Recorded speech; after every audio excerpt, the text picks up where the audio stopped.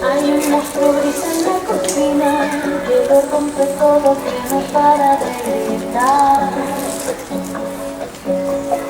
Tengo una mano en el cuello que con sutileza me impide respirar. Una venda me tapa los ojos, puedo leer el miedo y se acerca.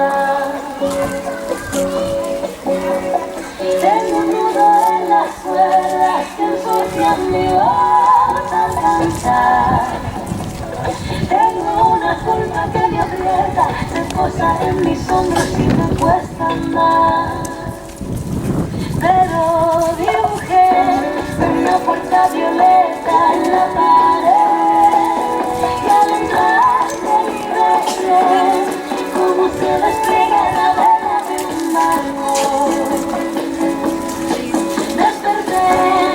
En un prado verde muy lejos de aquí, corrí, grité, reí, sé lo que no quiero, ahora estoy a salvo.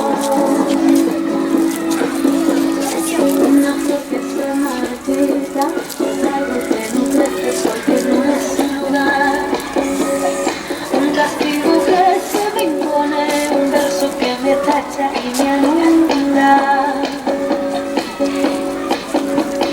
Tengo todo el cuerpo encadenado, las manos agrietadas y las arrugas en la piel.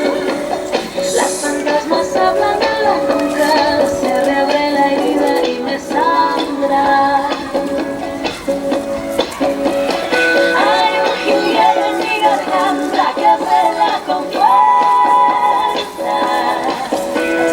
Tengo una necesidad de girar la llave y no mirar atrás.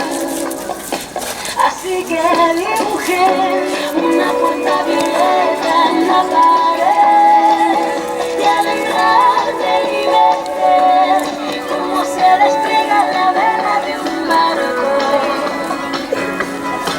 Desperté en un prado verde muy lejos de aquí, corrí, grité, reí, sé lo que no quiero, ahora estoy a salvo.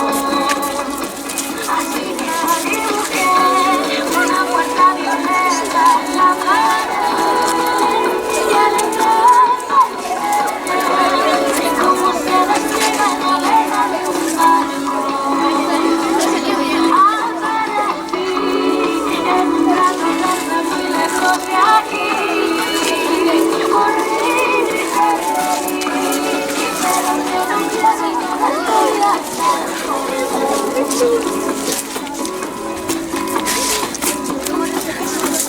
Mirad la pancarta.